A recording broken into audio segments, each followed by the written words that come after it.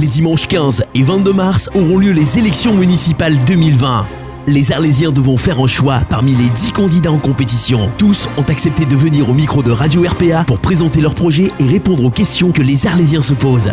Présenté par Baptiste Guéry, accompagné de Stéphane Del Corso et Ludovic Gazan, l'émission Élections municipales Arles 2020, c'est maintenant en direct sur RPA, la radio du Pays d'Arles. Et bonsoir à tous et bonsoir à toutes et bienvenue dans cette 8e émission des élections municipales pour Arles 2020. Merci d'être aussi nombreux à participer à ce live Facebook. Vous pouvez bien évidemment le partager, le commenter, l'utiliser, en faire ce que vous voulez. Il est à vous, c'est votre émission. Vous posez les questions à nos candidats, à nos 10 candidats. Je retrouve ce soir encore mes frères d'armes pour présenter cette émission. Stéphane Del Corso, le bienfaiteur, l'homme providentiel de Radio RPA. Comment ça va ce soir, Stéphane ? Ça va, Baptiste ? Bien. Ça va bien ? Ouais, je cherche chaque fois des présentations un peu différentes pour toi. On fera le top 10 des présentations. Ça me fait plaisir. Ainsi que Ludovic Gazan, le charmeur de ces dames, le beau gosse du PAF qui sera en charge de retranscrire en direct vos réactions, vos questions et qui sera le modérateur, le sniper de ce live. Ludovic Gazan, comment ça va ? Bonjour Baptiste Guéry, ça va très bien. Très bien, très belle paire de lunettes. Ah ben écoute, à émission sérieuse, chroniqueur sérieux, lunettes.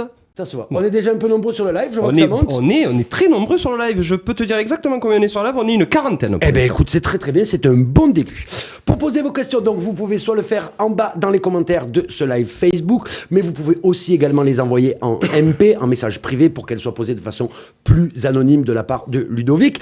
Et vous pouvez aussi continuer à poser vos questions sur le www.radio-rpa.fr pour les futurs candidats, car c'est clôturé pour aujourd'hui. L'émission va se dérouler en 3 parties, comme à chaque fois. Première partie, les questions les plus récurrentes et les plus posées à nos candidats que vous avez posés sur le site www.radio-rpa.fr. La deuxième partie, les 15 thèmes, 5 tirés au sort. Alors 15, on m'a fait une remarque, effectivement, il y a 14 thèmes, mais en tout, il y en a 16 parce qu'on en a rajouté 2 et on les a mis les uns avec les autres. C'est un mea culpa, mais vous inquiétez pas, ça a toujours été les mêmes thèmes pour tous les candidats, c'est important de le préciser.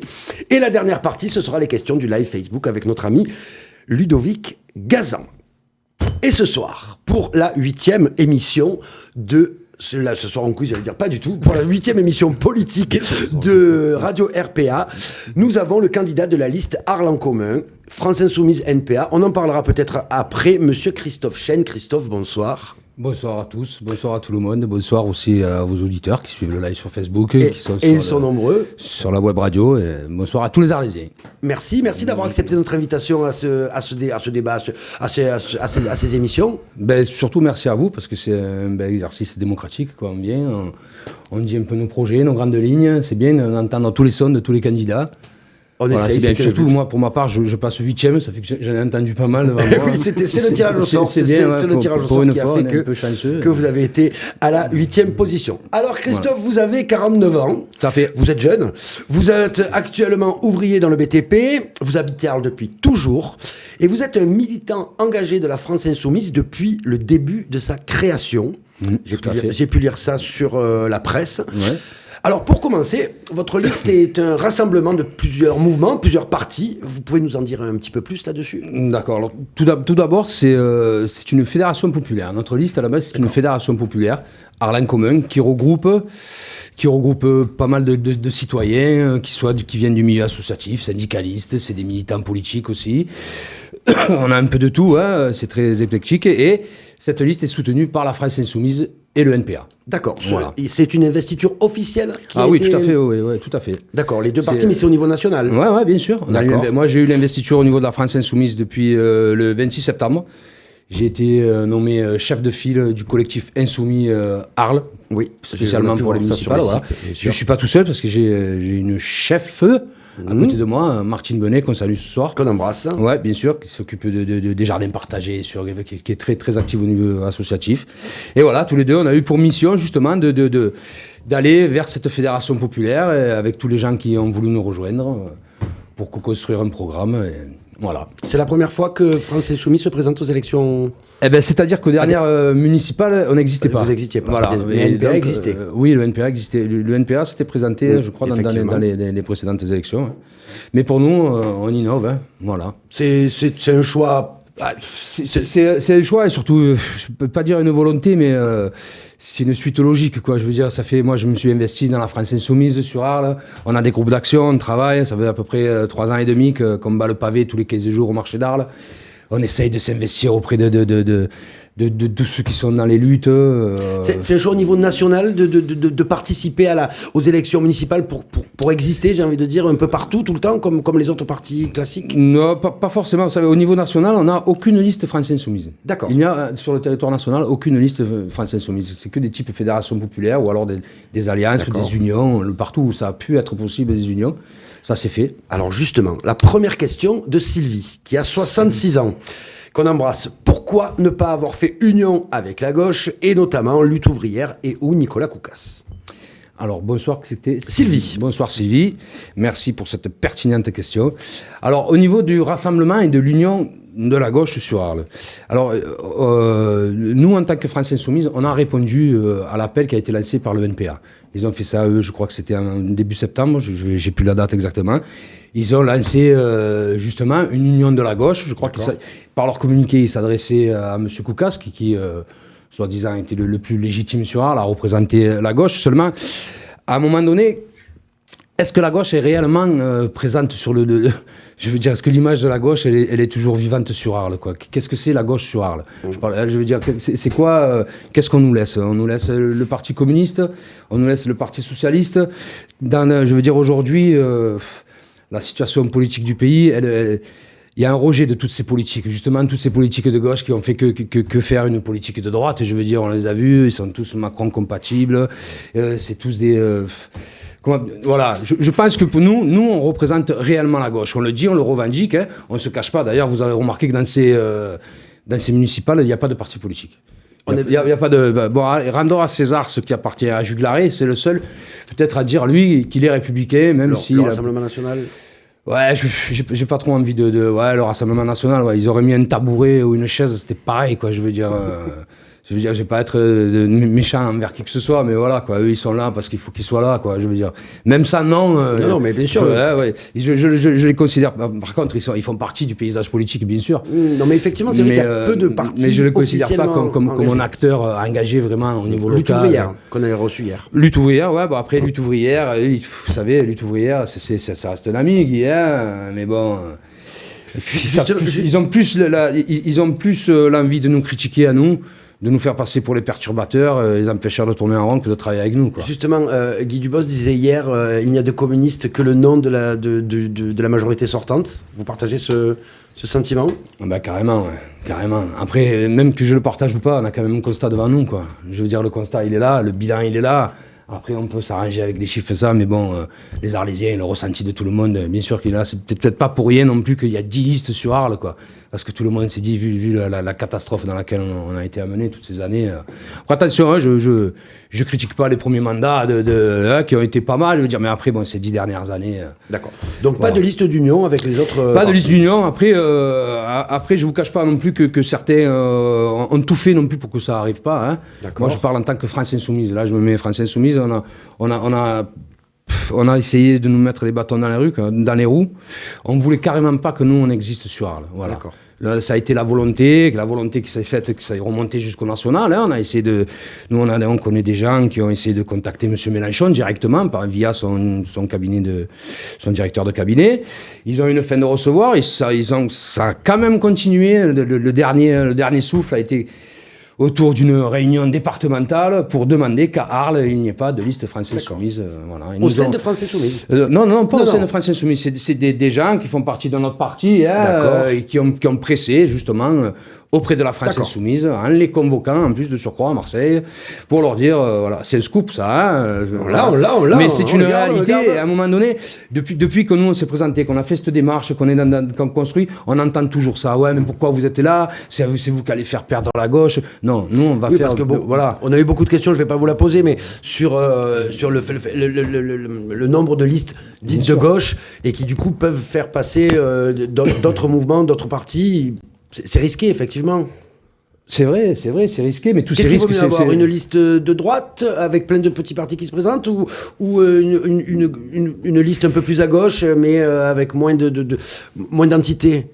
Alors, moi, ce qu'il vaut mieux avoir, je pense que ce qu'il vaut mieux avoir, c'est une fédération populaire, Arlin Commun, Très bien. et qui va répondre à toutes les attentes et qui va vraiment redonner un sens au mot gauche, quoi. Nous, vous savez, nous, on l'affirme. Moi, je suis de gauche. Je suis de gauche, je suis social, républicain, et je me tiendrai à mes valeurs et que je défendrai au bout de mes os. Je me cacherai pas derrière rien du tout, quoi. Ouais, je suis à la France insoumise, n'ayez crainte. On mange pas d'enfants, tout se passe bien. Et voilà, quoi. Alors on continue avec une question de Cédric, 40 ans. Le casino, le port de plaisance, des halles, la tour, beaucoup de gros projets à venir, certains sont bien avancés. Comment vous positionnez-vous par rapport à tous ces gros projets avec France Insoumise, avec Arlin Commun? Voilà, avec Arlin Commun. Après, on va pas trop cibler sur France Arlin Insoumise. Commun, c'est pour ça que je me suis repris, parce que je veux dire, le NPA, ils font aussi un gros Bien travail. sûr, bien sûr, bien sûr, bien sûr. C'est pas... déjà, au niveau du casino, on se posera complètement, je vous le dis de suite, parce que bon, est-ce que Arles a vraiment besoin d'un casino? On a forcé justement pour passer comme station balnéaire, alors qu'on n'est pas, je veux dire, la mer est assez loin quand même. Celui qui veut faire un plongeon dans la mer depuis le parvis des Arènes, il va se faire mal un peu.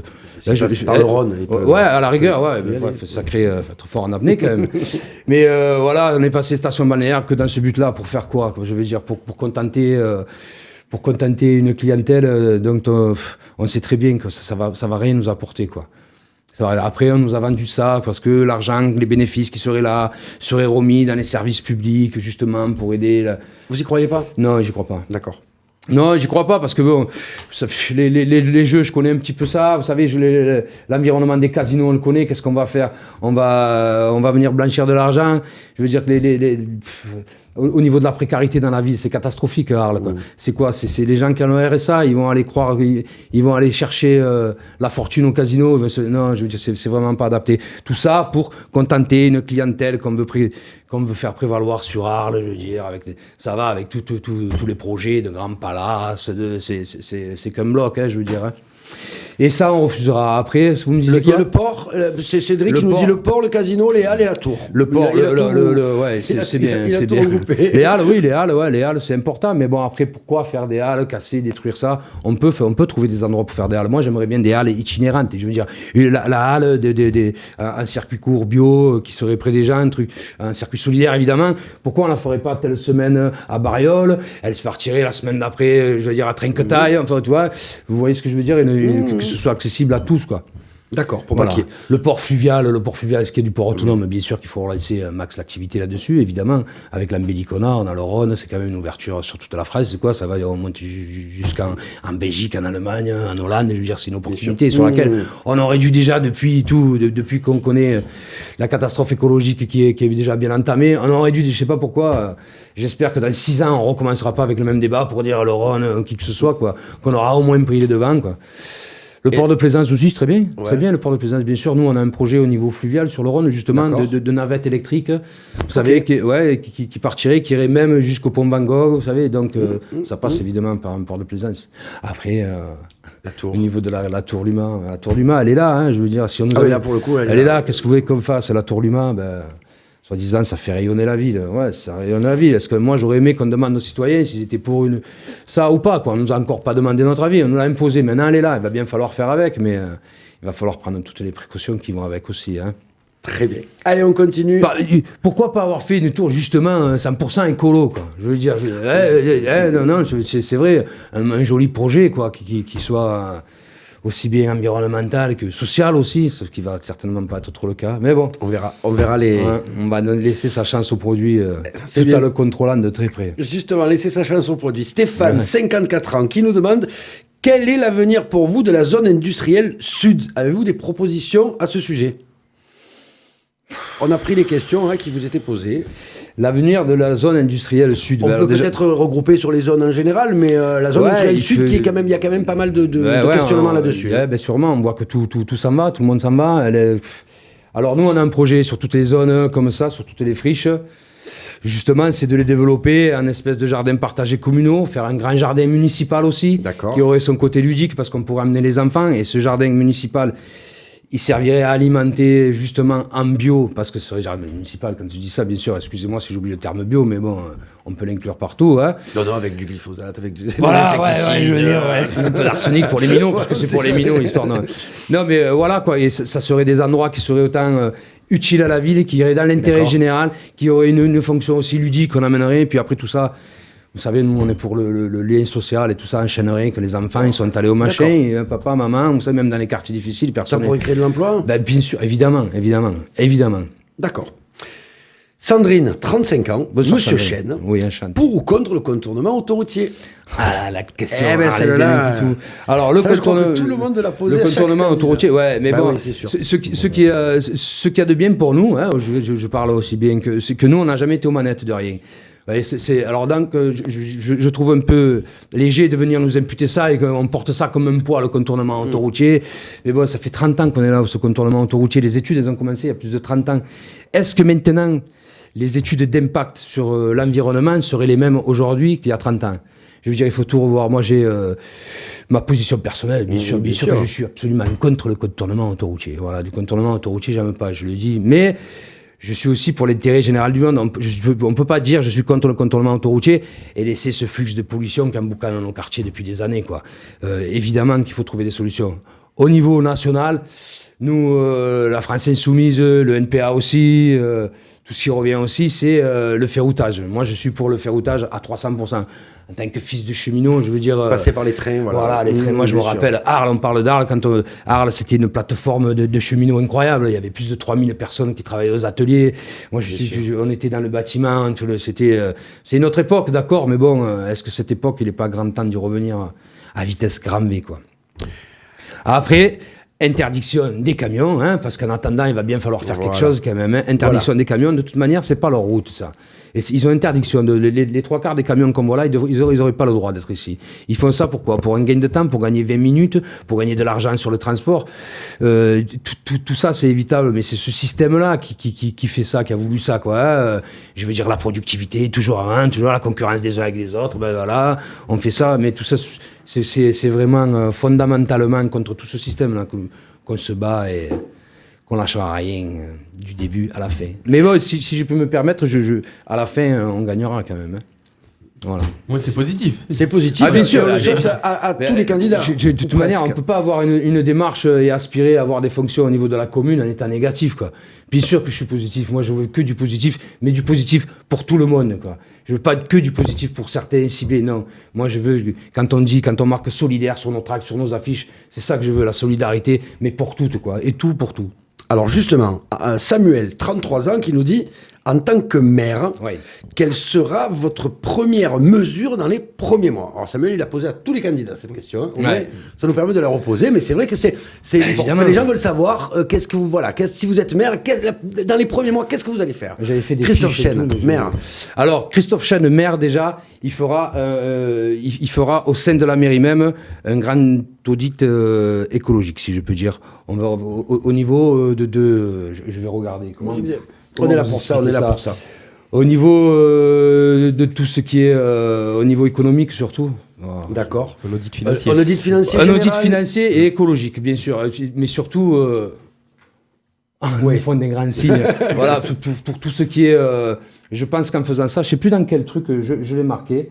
Je sais plus du Donc tout. en fait, pour avoir une image globale déjà de ce qui se passe. Exactement, pour avoir une image globale de ce qui se passe, pour savoir vraiment les comptes de la ville où on en est. D'accord. Savoir où on en est, ce qu'on peut faire. Voir aussi ce que je ferai, ce qu'on fera, c'est réactiver toutes les collections avec la région. Parce qu'avec l'État aussi, le département, tous les acteurs qui seraient capables de nous aider, quoi. Et surtout, un audit financier au sein de la mairie, au sein du fonctionnement de la mairie, ça c'est primordial. Ça sera notre ligne de conduite, quoi, avec tout ce qui se passe à l'intérieur même de la mairie. Et sur le plan écologique, comme je vous disais, toutes les pertes d'énergie, tout ce qu'on peut faire pour entamer une véritable transition écologique au sein même de la mairie. On a calculé déjà ça. Si jamais, admettons, c'est pas grand chose, hein, mais si tous les bâtiments municipaux à l'intérieur, tout est éteint, si les cartouches d'encre, on les recharge ou on en prend d'autres, si on prend du papier recyclé, en termes d'économie, on pourra titulariser tous les contrats PEC qui sont là. D'accord. Vous savez, tous les contrats à mi-temps, tous ceux qui n'ont pas des pleins temps, bien des temps sûr. partiels et ça, on pourra tous les passer en temps partiel. Je veux dire, rien que cette économie-là, Sans parler de la masse salariale, évidemment, qu'il faudra revoir profondément. Mais après, ça fait partie de notre projet. Ça m'amène à la question d'Abdel, qui a 45 ans et qui nous dit « Quel avenir pour les employés municipaux? Comptez-vous augmenter les salaires ?» C'est précis. C'est précis, ouais. C'est caché. Que tu travailles, Abdel, je pense Abdel, à mon avis. mais bon, Alors, répète-moi la question. alors, quel avenir pour les employés municipaux et comptez-vous augmenter les salaires? Alors, l'avenir des employés municipaux. On a rencontré tous les syndicats au niveau des territoriaux. Et l'avenir, c'est pas un avenir, c'est une vision qu'on a. Les employés municipaux, ça reste le cœur de la ville. Ça a toujours été le cœur de la ville. Déjà, je vais rassurer Abdel, tout ce qu'on pourra augmenter, on le fera, mais on va pas dire on va augmenter tous les salaires. On va rééquilibrer les salaires, je veux dire, pour rendre les primes, tout le monde est la même, quoi. Pas parce que tu es dans un grand bureau que tu vas avoir 1 000 € de primes et l'autre il va se retrouver avec 100. Il y a énormément de problèmes au niveau des primes, justement. Mais le cœur de notre projet, nous, c'est de redynamiser les services municipaux. La commune, ça passe que par là, quoi. Je veux dire, on a scindé, on a délégué tous les pouvoirs, une grosse partie des pouvoirs à l'interco, tout ça, ce qu'on veut. Mais ce qu'on veut, c'est que surtout les employés municipaux, ils retrouvent le plaisir du goût d'aller travailler. Parce que bon, là, on le voit, dans une numérique comme ça, on en arrive à parler de maltraitance, de mal vivre au travail. Je veux dire, il y a un certain management un petit peu autoritaire qui se fait à tous les niveaux. C'est grave quand vous allez parler. Nous, c'est ce qu'on veut pas. Je veux dire, moi, je me rappelle, quand je parlais de la SNCF, quand on était minot, je veux dire, maintenant, la politique de maintenant, c'est voilà, si t'as un Rolex, t'as réussi ta vie, quoi. À l'époque, moi, quand j'étais minot, celui qui rentrait à la mairie, éboueur, quoi, il avait réussi sa vie, c'était la fierté du quartier, je veux dire, tout le monde, c'était pas ton père, non, on était fiers, tous les employés municipaux, ils étaient fiers parce qu'ils avaient vraiment une réelle mission, ils étaient proches des gens. Je veux dire, il y avait ce lien social indescriptible, on aimait tous. Je veux dire, c'est comme avec les facteurs, c'est pareil, on connaissait tous notre facteur par son prénom. On attendait la fin décembre pour lui donner les étrennes, ça nous faisait plaisir. Maintenant, on n'ouvre pas la porte, le facteur, c'est jamais le même. Vous voyez, je veux dire, Et ça, pareil, au niveau municipal, il faut que tous les employés municipaux, après, je ne cache pas que ça va pas être facile pour tout le monde, parce qu'il y a des gens qui ne seront pas d'accord avec nous, mais on trouvera le consensus, on travaillera bien sûr, il faut travailler avec les organisations syndicales. Moi, mon rêve, ce serait que tous les employés municipaux, ils soient tous syndiqués, parce que c'est les syndicats, je veux dire, c'est le noyau du travailleur, quand vous avez des idées, des projets, mais on concertera tout, rien ne se fera sans les employés municipaux. Alors justement, quelle place pour les syndicats? Une place centrale, hein. C'est eux quand même qui sont la relation entre les élus, le maire, je veux dire, et ceux qui sont réellement sur le terrain, quoi. Hein. Bien sûr qu'après, on leur demandera de jouer leur rôle syndicat, mais en principe, normalement, avec nous, ils viendront pas se plaindre, justement. Abdel, il pleurera pas qu'ils gagnent pas assez, parce que son chef lui met la pression. Mais bon, il faudra que tout le monde vienne pour vraiment retrouver. Je veux dire, le but principal, c'est vraiment d'avoir une mission, quoi. Quand on est employé municipal, on a une mission de service public. On est là pour les gens, et voilà, quoi. C'est ça qu'on veut faire. On veut recréer du lien social dans l'ensemble de la ville, mais évidemment, plus précisément dans la mairie. André, 62 ans, qui nous Bonjour, dit, André. du point de vue de France Insoumise, mais on va dire du coup de tout le monde, hein, de Arles en commun, quel bilan tirez-vous de ce dernier mandat? Bilan de ce dernier mandat, c'est catastrophique. Tout le monde se sent abandonné. Vous avez tous les quartiers, je veux dire, c'est catastrophique. C'est bien, on a eu du bling-bling. Il y a tout cabré, mais on a complètement oublié le côté social. Pas oublié, mais freiner son développement parce que les moyens, on les a pas investis au bon endroit. On a fait d'Arles, on a voulu faire d'Arles une ville culturelle, mais axée simplement sur l'élite. Je veux dire, ça s'adresse plus à tout le monde. Et maintenant, il faut se rendre à l'évidence, quoi. On a des quartiers qui sont complètement oubliés, quoi. Au niveau de la ville, on a délaissé les services de nettoiement. C'est pareil, on a tout scindé. On a perdu l'eau. Les transports, n'en parlons pas. C'est la bérésina. Je pense qu'on a je vais pas tout détailler parce qu'on y viendra certainement dessus, mais justement, par rapport à l'Interco, quelle est votre position? L'intercommunalité, de toute manière, au vu de l'étendue du territoire, c'est clair que Arles, il peut pas tout gérer, mais l'Interco, on ne peut pas déléguer nos compétences continuellement à l'Interco. L'Interco, c'est bien, c'est utile. Mais regardez les services de propreté. Ils étaient 40, on a scindé, on se retrouve avec la moitié à l'Interco, ils sont en sous-effectif, ils s'en sortent pas. Et la moitié sur Arles, le service de propreté, ils sont en sous-effectif, ils s'en sortent pas. Alors quel bilan on peut faire de là? Quel bilan on peut, je veux dire, après, c'est pas que moi, hein, bien sûr, bien sûr, bien sûr. mais c'est le bilan qu'on fait tous, quoi. Hein. On a des quartiers sur Arles, on n'a même plus un balayeur. Il y a plus des guns qui est assigné à ça, quoi. Voilà, et après, qu'est-ce que ça a fait, le bilan, on le verra le soir du 15 mars. Hein. J'ai peur que... Moi, vous savez, j'ai peur que les Arlésiens ils fassent n'importe quoi, parce que bon, j'en veux à personne. Moi, je veux dire, le dégoût de la politique, je le comprends. Hein. Moi, j'en fais, mais je suis pas un politicard, mais je comprends. J'ai du mal à expliquer aux gens, ouais, la gauche c'est pareil, la droite c'est... Non, c'est pas pareil. On n'a pas eu des politiques de gauche. Ouais, je veux dire, on a oublié nos valeurs, on a laissé un chemin. Alors, on a répondu aux sirènes de la finance, et voilà, quoi. Alors, il me reste 2 questions, une un peu rigolote. C'est Robert, 60 ans, elle est cocasse la question. Êtes-vous pour le recyclage des retraités? Évidemment. Enfin, elle est cocasse, mais en même temps, Alors, elle est en plein... Je sais pas, non, le recyclage des retraités. Je suis personne relève, c'est bien. Non, mais comme elle était rigolote, je me suis permis. Voilà, non, après, le recyclage, écoutez-moi. Les vieux, de toute manière, je pense qu'on n'a pas besoin de les recycler, notamment sur Arles, quoi. C'est le dernier tissu social qui nous reste, c'est eux qui sont impliqués, toutes les associations qu'on voit, tous ces gens qui sont impliqués de partout, à tous les niveaux de la ville, pour regarder que ce soit dans les transports, pour la médiathèque. On a eu des collectifs de ces vieux, mais on n'a pas besoin de les recycler, hein. Des fois, j'ai l'impression, moi, qu'ils nous enterreront tous, quoi, tellement ils sont, on s'appuie. Mais malheureusement, on les aide pas assez, on les accompagne pas assez. Et après, au niveau de nos vieux vraiment retraités, bien sûr qu'il faut les accompagner, évidemment. Les recycler, non, mais les accompagner. Au niveau du boulot et des non, mais au niveau du boulot, c'est c'était... clair que les vieux de 60 ans, je veux dire, ils ont aspiré, ils ont travaillé toute leur vie, quoi. Là, on vient sur un débat.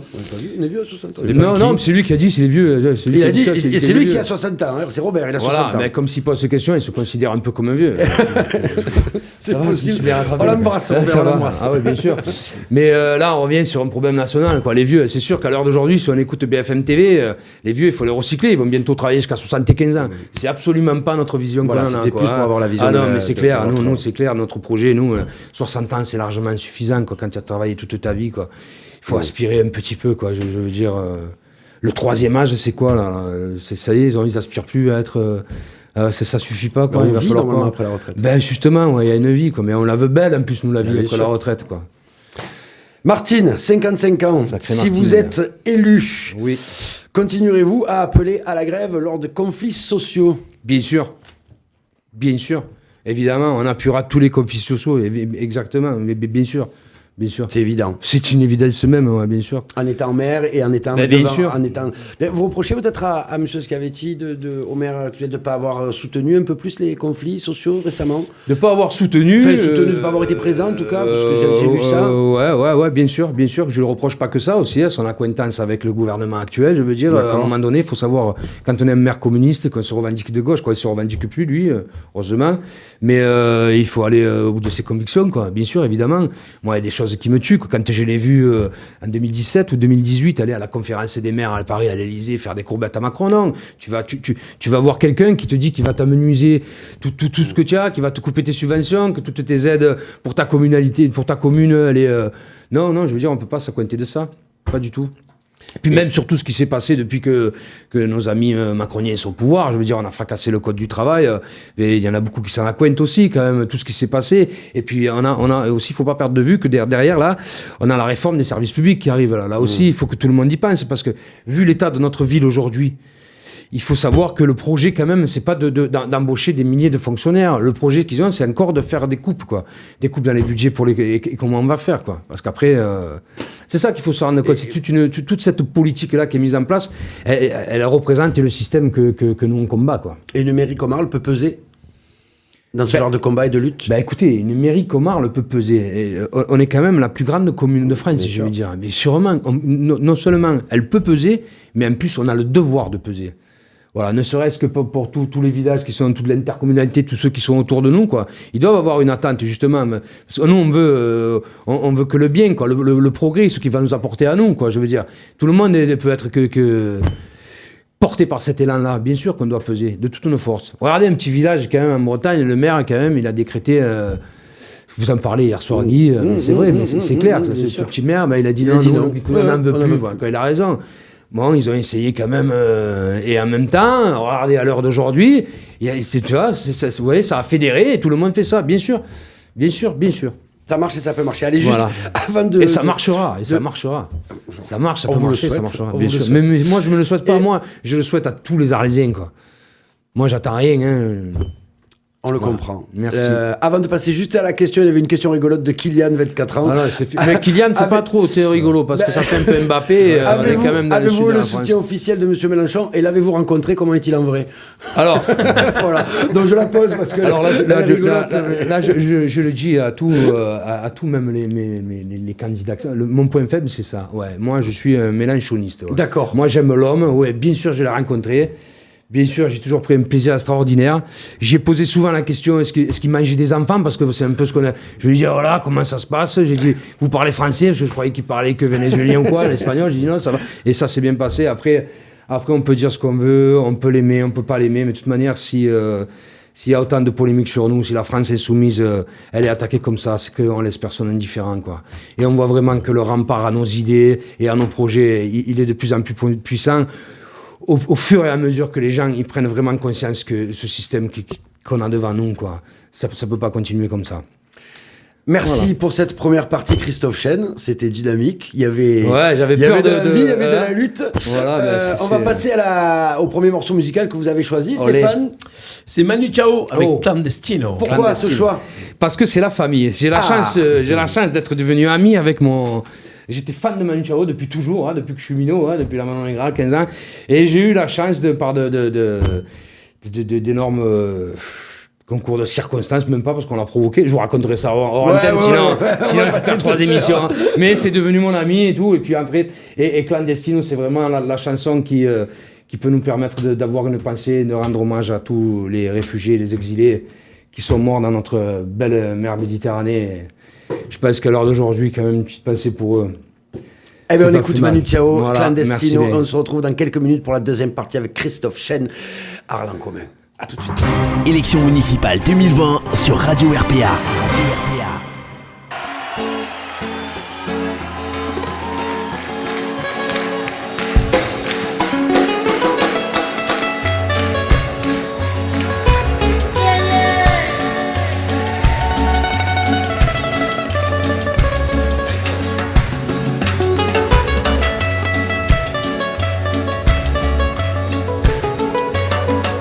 Solo voy con mi pena, sola va mi condena, correré mi destino para burlar la ley, perdido en el corazón de la grande Babilón, me dicen el clandestino por no llevar papel, pa' una ciudad del norte yo me fui a trabajar, mi vida la dejé entre Ceuta y Gibraltar, soy una raya en el mar, fantasma en la ciudad, mi vida va prohibida, dice la autoridad, solo voy con mi pena, sola va mi condena, correré mi destino por no llevar papel, perdido en el corazón de la grande Babilón.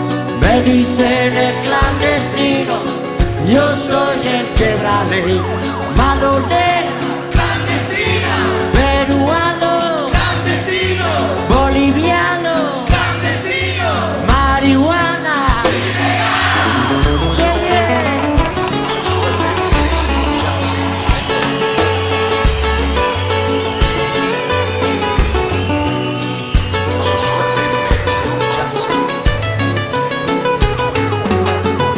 Solo voy con mi pena, sola va mi condena.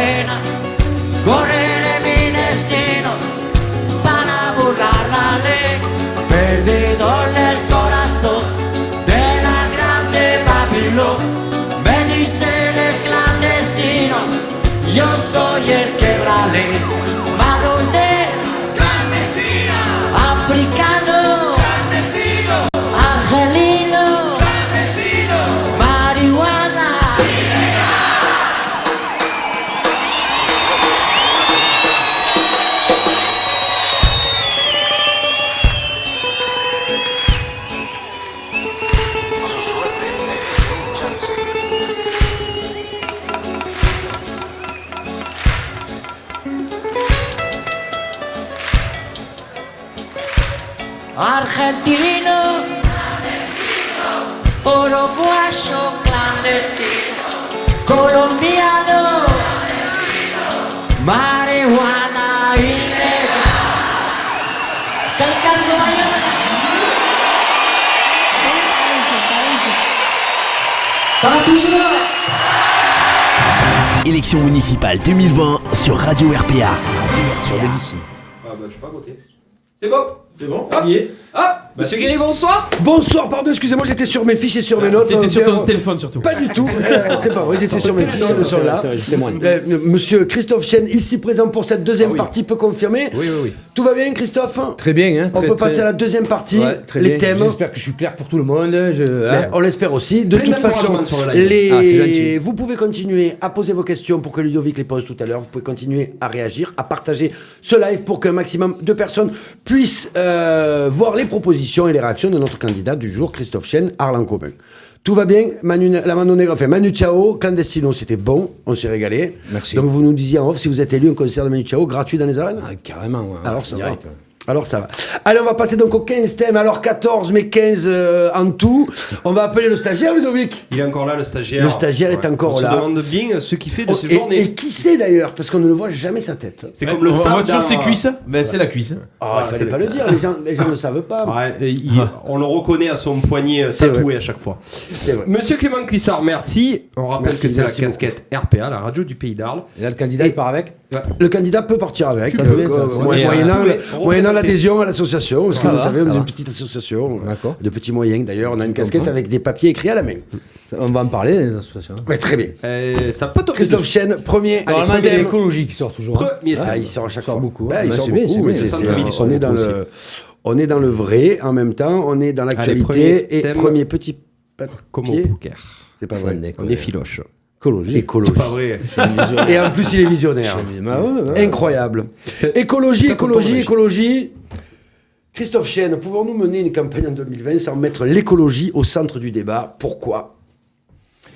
Non, on ne peut pas mener une campagne sans mettre l'écologie au centre du débat. Après, quelle écologie on veut mettre au centre du débat? On vous Pour écoute. nous, c'est pas compliqué. L'écologie ne peut être que sociale. Voilà, c'est ce que je vais vous expliquer. Parce que maintenant, on est arrivé à l'heure où on doit vraiment faire une bifurcation écologique accélérée. Et elle s'impose à tous, quoi. Je veux dire, après, c'est du bon sens, quoi. Hein. On est tous, c'est la catastrophe climatique. On connaît les causes, on connaît les effets, malgré que ceux-là vont s'amplifier. Je veux dire, nous, Arles, c'est pas Arles et le sud de la France en général. On était dans un climat tempéré. Printemps, été, automne, hiver. Là, ça fait à peu près 3 ans ou 4 ans, on s'est rendu compte que le climat change. On est passé dans un climat semi-tropical. On a la période de pluie et la sécheresse. Voilà. Donc, il faut tous ces événements qu'on va prendre là, tout l'écosystème change, tout est en train de changer. Je veux dire, il faut vraiment le prendre en considération, mais vraiment. Fini l'écologie de petits pas au service du capitalisme vert, quoi. Je veux dire, il faut vraiment faire une transition écologique sans consensus et sans arrangement. Une véritable transition écologique. Ouais, je veux dire, on ne peut pas dire on va mettre un péage, il va payer, alors en payant, il ne pollue plus, quoi. Non, c'est fini. Il faut vraiment aller au fond de ses convictions et être cohérent entre ses propos et ses actes. Il y a des propositions au niveau d'Arles-en-Commun au niveau écologique. J'ai vu que sur votre site internet, il y avait beaucoup de. Ça prenait une certaine place, l'écologie. Carrément, c'est nous, au niveau de la Fédération populaire et de Arles-en-Commun, c'est vraiment le cœur de notre projet, quoi. Je veux dire, tout doit passer par que ce soit l'urbanisation, l'économie, dans les quartiers, le transport, rendre accessible à tous, l'accessibilité à tous. Bus électrique, par exemple, évidemment, ce genre de choses. comme je vous disais, nous, on est pour.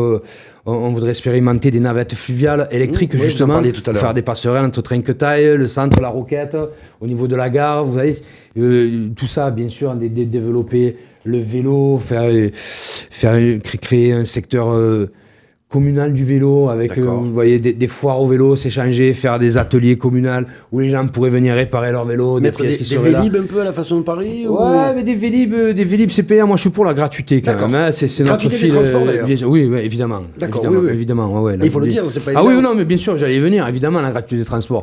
De manière, ça peut être que bénéfique. Hein. C'est bénéfique D'accord. pour les gens, mais on peut pas faire la gratuité des transports. Il faut complètement transformer le réseau des transports sur Arles, quoi. Ça a été fait n'importe. Mais bon, ça, je pense ça doit être un peu spécifique, ou je sais pas si. Non, on peut en parler, bien sûr, si du moment que ça tourne autour de l'écologie. Parce qu'évidemment, nous, à Arles, nous, dans notre liste, on a des gens qui travaillent chez Envia, justement, pour Transdev, qui sont au cœur de tout ça. On a eu sur Arles une personne qui est venue d'Istres, sur Arles, pour faire le réseau, le nouveau réseau. C'est bien, je veux dire, mais qu'est-ce qu'il connaît d'Arles, quoi? On a supprimé l'arrêt de bus de la clinique Jeanne d'Arc. Il n'y a plus de bus. Si vous voulez aller voir, si vous avez qui que ce soit, l'arrêt de bus n'existe plus. La petite mamie qui est à Griffeuil et qui veut aller faire ses commissions au Jean Casino, elle va prendre le bus, il faut 40 minutes. Il lui faut 40 minutes pour aller faire ses courses au Jean Casino. Je veux dire, tout ça, c'est une incohérence pure. Et bien sûr, redonner du transport, avoir un réseau de transport en cohérence avec l'attente des gens, quoi. C'est pour ça que rien ne se fera sans tous les collectifs, tous les acteurs associatifs qui militent justement pour ça. Il y a une force incroyable de collectifs au niveau des transports. Mais le transport, ça passe pas que par les bus aussi. On parle toujours des bus et tout. Les bus, les vélos, même développer la trottinette. Mais il y a un truc qui est primordial, c'est qu'on est en train, petit à petit, de perdre la gare SNCF, quoi.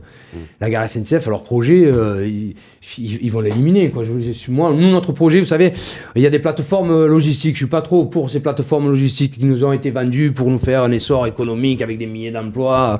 Finalement, c'est pas des milliers d'emplois, c'est que une grande boîte à précarisation.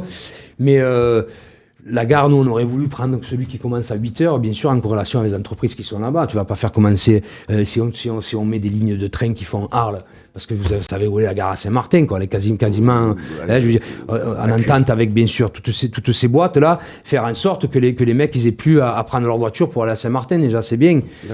Sachant que c'est que des contrats bancals. Tous nos jeunes ne veulent plus y aller travailler dans ces boîtes. Moi, je me rappelle, j'ai 50 ans bientôt.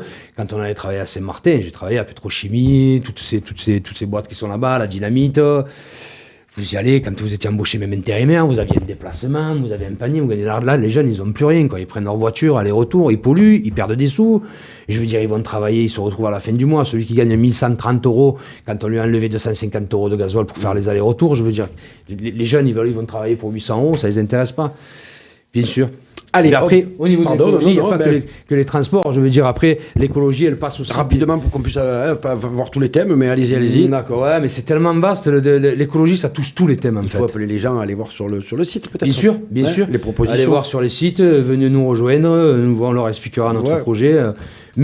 Mais oui, nous sommes des écologistes. Nous, comme j'ai pu l'entendre ou le voir, on ne s'est jamais repeint en vert, nous. Vous voyez, moi, je suis écologiste depuis la France Insoumise. Tout le monde sait les combats qu'on a eus. D'ailleurs, je vais expliquer à tous les gens qui nous font des beaux discours, là. En 2018, nous, avec la France Insoumise, sur Arles, on a tenu une votation citoyenne pour la sortie du nucléaire. Vous voyez, et tous les gens qui nous font des super beaux discours maintenant, qui sont tous, je veux dire, plus écologistes qu'on les a pas vus à ce moment-là, quoi. On a eu à peu près 1400 personnes sur Arles qui sont venues voter.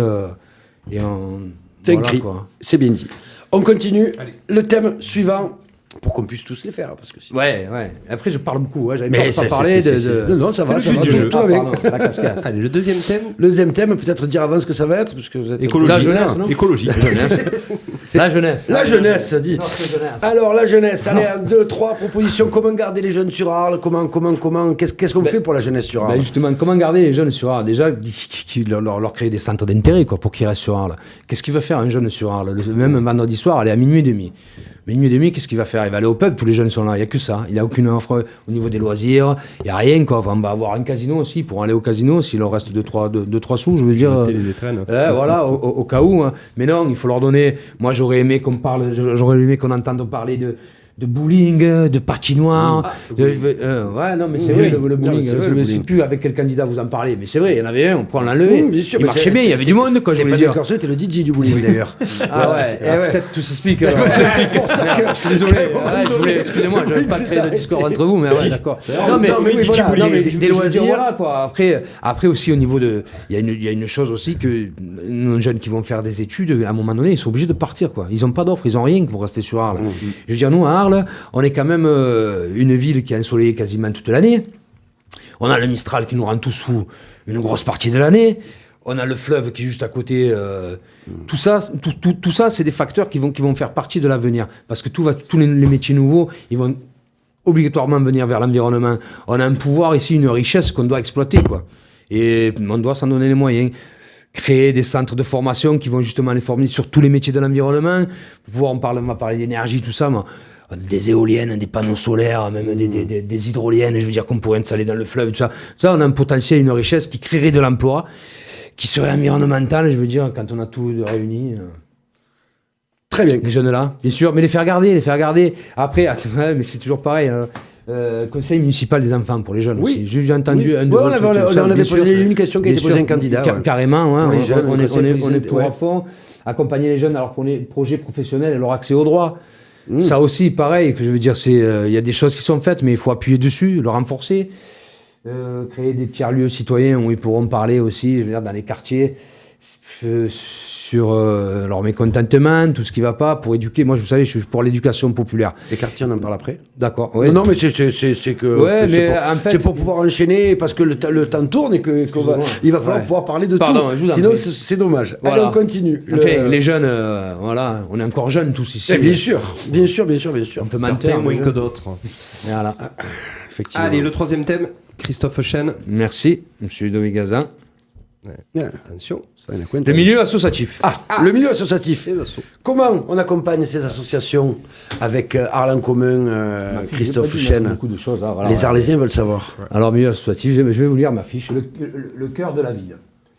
Notre partenaire moteur. Le micro. Ah, pardon. Sur le micro, c'est mieux. Ouais, Je vais vous mettre la fiche de face, si vous. C'est vrai, je sais pas pourquoi je Mais me c'est normal, tous les candidats ont des fiches. Voilà. D'accord. Le milieu associatif sur Arles, c'est vraiment, on a une richesse énorme. J'entends dire qu'il y a beaucoup d'associations, non, on n'est pas loin de 400 associations sur Arles, mais c'est la richesse du territoire. C'est les gens qui sont impliqués dans la vie de tous les jours. C'est les gens qui doivent être impliqués dans toutes les décisions qui vont être prises, dans toutes les directions qu'on va prendre.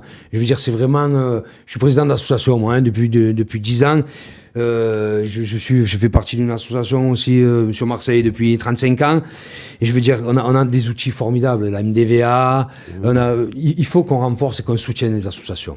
Voilà, c'est le cœur de notre projet. Rien ne se fera, aucune des décisions sera prise sans une concertation avec toutes les associations. D'accord. Voilà. Un conseil d'association peut-être? Bien sûr, oui, un conseil d'association. Comme un genre de conseil des sages ou... Non, pas un conseil, pas un conseil des sages, parce qu'il n'y a pas que des gens sages. Hein. On est à Arles quand même. Non, mais je veux dire, oui, bien sûr, quelque chose qui regroupe justement une assemblée. On pourrait avoir des assemblées communales, que des associations. Nous, on est pour ce système d'assemblée populaire, ça. Bien sûr, avec toutes les associations qui mettraient même des priorités en corrélation les unes aux autres pour les objectifs qu'ils veulent en commun. Très bien. C'est notre souhait, quoi. Mais enfin, quoi qu'il en soit... qu'on rassure le milieu associatif, je le redis encore une fois, c'est le cœur de notre projet, quoi. Oui, voilà. On est vraiment... L'implication citoyenne, elle passe par là, quoi. Voilà, bien sûr. Je trouve même scandaleux qu'on soit obligé de le préciser, quoi, parce que ça devrait être là. Ça l'a été, mais c'est un peu oublié, malheureusement. On continue avec le quatrième thème. On tire encore? Ah, ça a été vite, là. Ah, c'était rapide, on peut continuer. Non, pardon, pour moi, je pensais que vous avez fait le tour. Si je reviens demain soir, elle dure 10 minutes. Allez, on continue. Les associations. Non, on a le temps, Ludovic. Excusez-moi, c'est moi qui... Je sais pas pourquoi je... Alors, j'ai une question sur le live. Christophe Chen. Oui. Trop d'associations ou pas? Faut-il les réguler? Les réguler, non, mais il y a certaines qui vont dans le même sens et on pourrait avoir mutualisé certaines. Ah. Ça, c'est sûr qu'il y a des... Bien sûr, même au niveau de tout, hein. Mais trop, non. Non, il n'y en a jamais. Il n'y en a jamais trop. Il n'y a jamais trop des gens qui s'impliquent pour la vie de la commune, pour la vie de la société, pour le bien commun, pour l'intérêt général. Il n'y en aura jamais assez. Non. Trop, non. Trop, non. C'est ma réponse. Très bien. On passe au prochain? Comme vous voulez. C'est vous qui décidez. Ouais, alors on y va. Alors on y va, c'est bon. J'ai déjà un pouvoir de décision. Il faut nous donner la parole et le pouvoir à tous. Allez, Bouleg.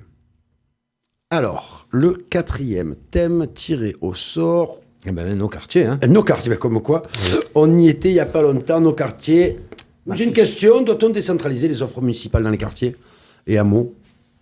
Dites-moi. Doit-on décentraliser l'offre municipale dans les quartiers et dans les hameaux? Décentraliser l'offre municipale, quelle est-elle? C'est-à-dire amener refaire des mairies annexes dans les quartiers, dans les hameaux, ce qui se faisait avant. Alors, C'est une question, mais c'est une question, c'est une évidence, évidemment. Évidemment, les quartiers, c'est les grands oubliés quand même. Les hameaux et les villages, n'en parlons pas. On va certainement parler de Salins, de Raphaël. On a 5 minutes. C'est évidemment les grands oubliés. Alors après, qu'est-ce qu'on a dit, nous? Ouais. Nous, on est pour la création des collectifs de quartier. D'accord. Des collectifs de quartier qui auraient un budget, qui géreraient eux-mêmes. D'accord. Qui partiraient, allez, au départ, on partirait sur 10% du budget alloué, voilà, qui serait géré par eux-mêmes, qui tendrait à aller jusqu'à 25% en fin de mandat, mais qui serait géré par les habitants du quartier eux-mêmes. Bien sûr, un responsable du CIQ, avec tous les quartiers, aurait un élu quand même qui coordonnerait ça, hein, qui aurait une commission de contrôle, on va dire. Mais il y aurait un représentant du CIQ, bien sûr, un représentant de toutes les associations et un Grenelle de gens qui seraient tirés au sort d'habitants du quartier. Ça s'est fait, ça, récemment. Ça Dans les quartiers. Eh ben ça, on le renforcerait, nous. D'accord, Mais ok. on leur donnerait quand même les moyens. Hein. Je veux dire, et ils auraient un temps de parole au conseil municipal. D'accord. Avec des D'accord. voilà. Et ça changerait, tout ce collectif citoyen changerait, serait renouvelé tous Ça, les c'est 6 ou sans 4 budget, mois. pour préciser. Voilà, non, mais voilà. Nous, on veut carrément, nous, c'est leur donner un budget. D'accord. Que ce soit eux-mêmes qui gèrent, là. Voilà. Après, Donc déjà ça, ok. les transports, ben on en revient toujours. Eh oui. On en revient toujours. Malheureusement, dans les quartiers aussi, il va falloir repenser, surtout à l'heure d'aujourd'hui, quoi, avec tous les événements qu'on a vus en France, repacifier les relations entre la police et les habitants du quartier.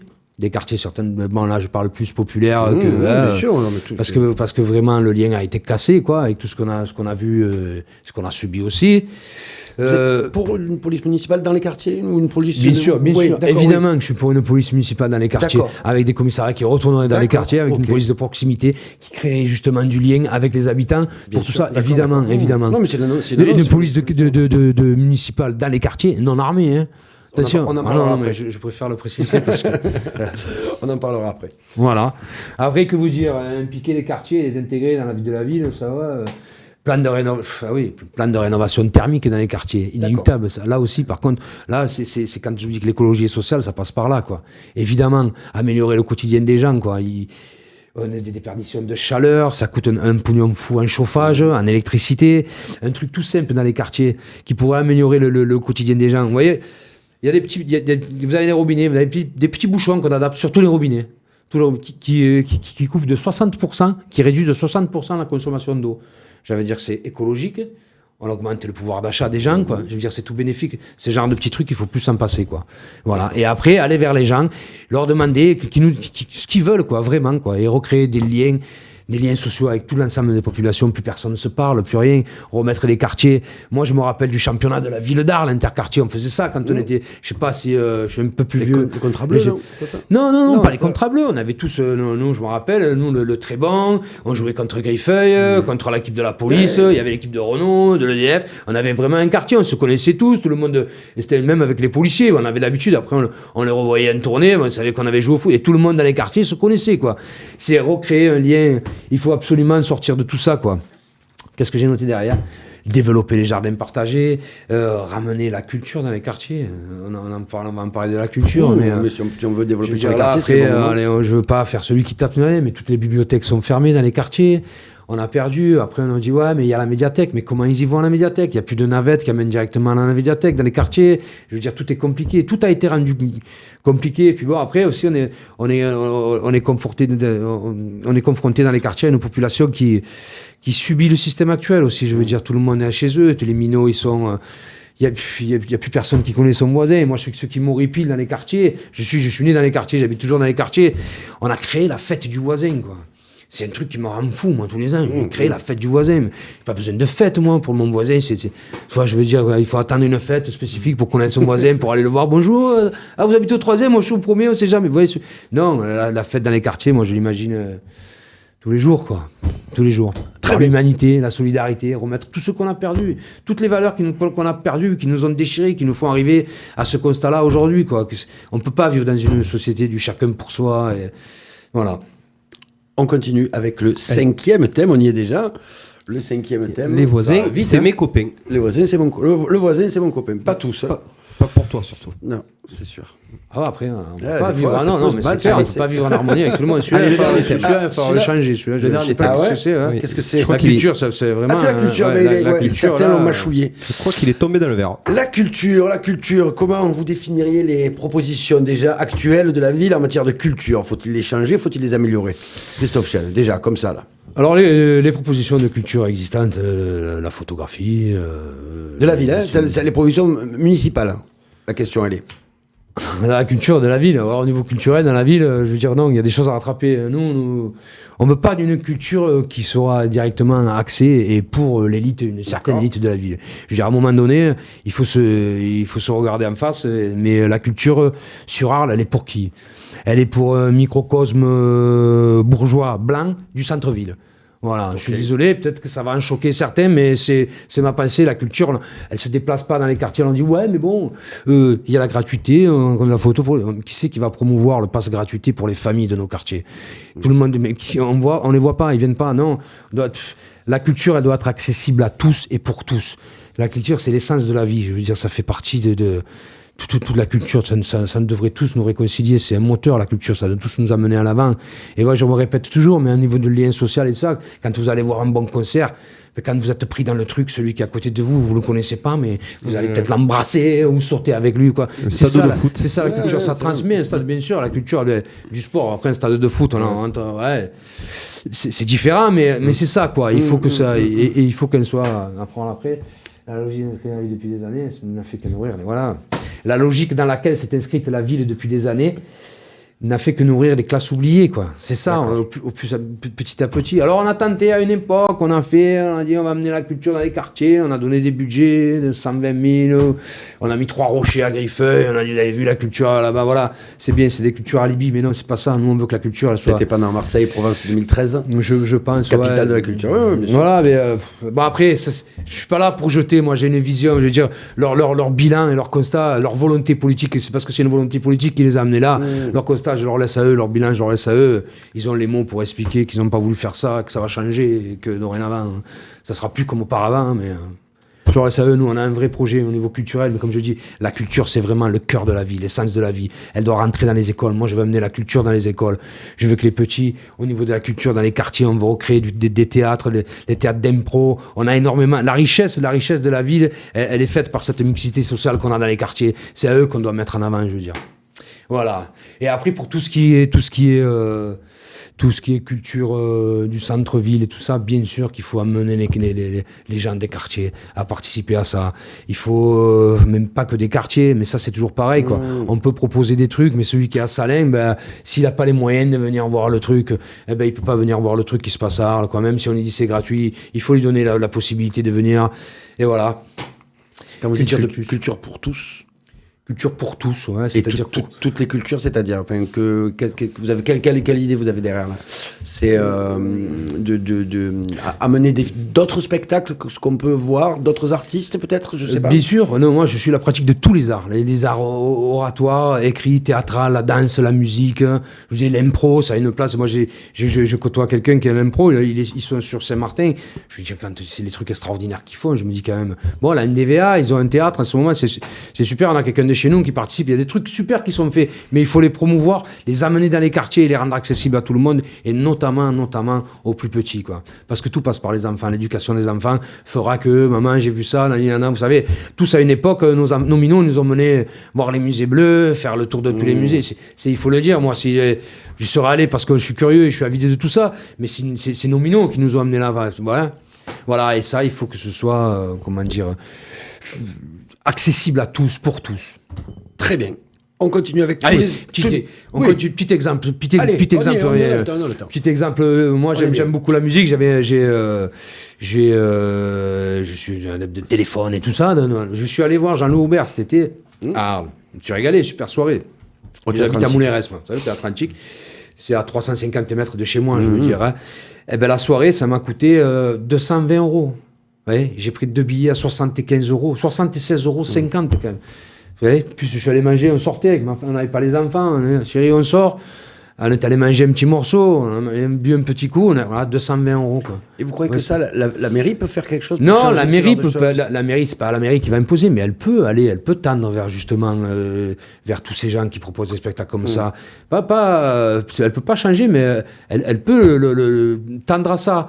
Allez, leur imposer, oui, même si on doit leur imposer un minimum, quoi. Ou faire des tarifs sociaux, vous voyez ce que je veux dire pour attirer le plus de monde. C'était pas plein, le théâtre Anticarle. Je sais pas si vous étiez quelqu'un été, c'est mal. Moi, j'en aurais pleuré. Je me suis régalé, hein, c'était une super soirée. Hein. Mais bon, tu te rends compte que. J'ai regardé autour de moi, on voyait, c'était pas un public populaire, quoi. C'était. Voilà, c'est ça que j'aimerais rendre. 75 € la place, forcément, c'est pas un public populaire. Hein. Voilà, peut-être. Voilà, en 2 billets, 150 €. 150 €, moi, je suis ouvrier maçon. Je veux dire, quand j'ai gagné 1300 €, la soirée, elle m'a coûté 220 €. Je sais que pendant 1 mois et demi, je vais plus rien faire derrière, quoi. Vous voyez ce que je veux dire, c'est peut-être pousser pour qu'il y ait plus de subventions, afin que, je sais pas, hein, c'est pour que. Ouais, alors est-ce que justement ça peut amener sur les subventions, parce qu'on y est. Bien sûr. À ces associations qui font la promotion d'artistes, mais est-ce que le fait peut-être qu'ils aient plus de subventions, ils pourraient baisser le prix des billets d'après vous, parce qu'il faut quand même les payer tous ces gens-là. Mais bien sûr, il faut les payer. Et les techniciens surtout qu'on embrasse. Ouais. Et qui travaillent. Non, mais ça, je suis conscient. Je vous disais que moi, Manjao, c'est mon ami. Je sais que ça coûte de l'argent. Mais après, est-ce qu'on peut pas leur dire aussi? Toi, tu viens nous faire un spectacle, t'as pas ton orchestre, tu as que ta guitare, tu peux pas baisser ton tarif, tout se négocie, je veux dire, quand c'est pour aller au moins 10 ans, ils négocient tout, quoi, les conditions des travailleurs, les conditions, tout se négocie pour aller au moins 10 ans. Pourquoi nous on pourrait pas faire pour aller au mieux 10 ans, je veux dire, et pour rendre un peu de la joie et de la gaieté à cette ville, quoi, même tout le monde. Après, on parle de culture, là, on parle des Suds, je vis les Suds, mais ils font un travail extraordinaire, hein. Le Cargo aussi, c'est extraordinaire. Mais le Cargo, vous allez voir des artistes, vous allez voir des spectacles pour 8 €, pour 10 €. Et puis, c'est des mecs, je veux dire, c'est pas, c'est des artistes qui viennent là. Pourquoi c'est possible là et pas là? Parce que l'organisation est pareille, quoi. C'est la ville, ça coûte rien, le théâtre antique, dans les arènes, Convivencia, c'est un truc extraordinaire, quoi. Moi, je rêve de voir le festival Convivencia dans les arènes d'Arles, quoi, avec tout ce qui est autour, dans les gradins, vous voyez ce que je veux dire? Voilà, c'est ça que je veux, c'est cela que je veux, parce que c'est accessible à tous, puis c'est un message, quoi, et voilà. Très bien, on continue avec le chômage et l'emploi. Mon Dieu. Alors, quelques axes principaux rapidement pour la relance de l'emploi sur le territoire. Là, on est passé sur les questions rapides. Là. Plus ou moins. Il faut pas que ça traîne, quoi. Pour qu'on puisse aller à tous. Non, ça va, on est tranquille. Allez, on a un peu de temps. Chômage, emploi. Alors, chômage, emploi. Déjà, comment relancer l'emploi? Nous, on veut créer un pôle emploi avec un pôle dédié à l'emploi. En même temps que j'ai parlé, créer un pôle dédié à l'emploi, justement, avec un élu en mairie qui s'occupera que ça. D'accord. Prospecter pour attirer des entreprises sur le territoire. D'accord. La relance de l'emploi passera par le retour des missions de services publics dues aux Arlésiens. Alors, déjà, l'emploi et le chômage, j'ai tapé. Non, c'est vrai, vous avez tapé, j'ai tourné. Et en plus, j'ai touché le micro, tout ce qui déteste. Voilà, c'est pour ça que j'ai un peu la bougeotte. Après, l'emploi et le chômage. Il faut savoir que depuis 3 mandats maintenant, au niveau de la mairie, des employés de la mairie, on a perdu 500 emplois. 500 emplois en 18 ans. Hein, 500 emplois, et quand on parle ces emplois qui n'ont pas été renouvelés. Voilà, on les a perdus. Ils sont plus, voilà. On les a perdus, ils n'ont pas été renouvelés, ils sont partis là. Ou ils sont gelés. Voilà, où ils sont gelés pour des questions budgétaires. Déjà, au niveau municipal, on veut relancer tout ça. D'accord. Hein, qu'est-ce qu'on vous disait, quand on veut récupérer toutes les délégations de l'eau, la propreté, tout ça, il faut recréer de l'emploi, il faut embaucher des gens, et bien sûr, ça sera un vecteur. Mais comme je vous disais, la transition écologique, c'est un vecteur extraordinaire au niveau de l'emploi. Hein, ça peut pas aller sans. Nous, on a pour projet, vous savez, on veut sanctuariser toutes les zones urbaines afin d'avoir des projets justement agricole bio. On veut inciter l'agriculture bio sur tout le territoire. D'accord. Et aider les jeunes qui vont vouloir aller là-dedans. Les aider financièrement, les aider avec des montées des scopes, justement, pour qu'ils soient entre eux, au niveau du matériel, avoir l'usufruit du matériel municipal, pour réparer leur truc. On veut les aider ça, c'est créateur d'emplois. Tout ça, évidemment, c'est pour créer une économie circulaire. À l'intérieur du centre-ville, on veut installer, pas que du centre-ville d'ailleurs, hein, mais pour redynamiser le centre-ville, on veut installer des petits commerces, justement, qui seraient issus de tous ces circuits courts. Mais pour les alimenter, c'est tout autour des gens qu'on va faire travailler, des gens du territoire d'Arles qui travailleront pour les Arlésiens. Voilà. Je pense que ça. Proposition rapide pour l'emploi, avant de passer à la question suivante, parce qu'il reste quand même 9 thèmes à aborder. Proposition rapide, déjà, on cherche un vigile pour l'emploi, on cherche un vigile aux urgences d'Arles. On va y Si venir vous après, à ça. Ah, pardon. Si vous avez suivi les émissions. Oui, j'ai suivi les émissions. mais j'avais peur que... Je vous taquine. Non, des sortes pour l'emploi, je trouve que c'est pas mal. Après, tu vous dis, il y a des milliers d'emplois à créer, quoi. Voilà. Justement, ça nous amène sur le thème de l'économie. Ah oui. Pensez-vous que le bassin économique arlésien est en berne Pourquoi Qu'est-ce qu'on peut faire pour y remédier? Bah, bien sûr qu'il est en berne, mais c'est quand même une volonté politique. Moi, je veux dire, on n'a pas incité l'industrie. Regardez, il y a tout qui s'en va encore. Là. On parlait de la zone sud quand même. Oui. On a perdu les papeteries, on a perdu l'Ustucru à l'époque quand même. C'était quand même un joli bassin d'emploi, l'Ustucru. J'ai travaillé, moi, j'ai été formé pour être conducteur de ligne chez l'Ustucru. C'est-à-dire, quand on a perdu ça, puis là, on va perdre des papeteries, on perd tout. Est-ce qu'on a mis les moyens pour redynamiser le territoire, pour attirer les investisseurs? Bon, après, maintenant, c'est sûr que tous ceux qui viendront, ils seront contraints aussi. On fera. Il n'y a aucune boîte qui s'implantera si elle ne respecte pas les consignes environnementales et sociales. D'accord. Et social, c'est très important aussi, hein, au niveau de l'économie. Je veux dire, on ne va pas faire la promotion des gens qui font tout venir de Chine, qui ne payent pas d'impôts en France. Je veux dire, ici, ça pullule ces derniers temps quand même. Ils arrivent à grandes enjambées. Voilà, tout ça. Mais après, au niveau de l'économie, alors transition économique, développer le port fluvial. Et bien sûr, la filiale, on a une chance incroyable quand même, nous, là. On a une chance, je veux dire. On est le delta du Rhône, on a tout le bassin fluvial qui remonte, comme je vous disais, dans le plus haut de l'Europe, dans l'Europe du Nord quasiment, quoi. C'est ça qu'on doit promouvoir, et des emplois, ils s'en créeront à l'appel, hein.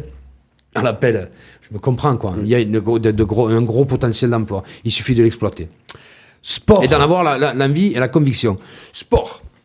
Que pensez-vous du match? Non, c'est pas ça. Quelle nouvelle proposition pour le sport arlésien?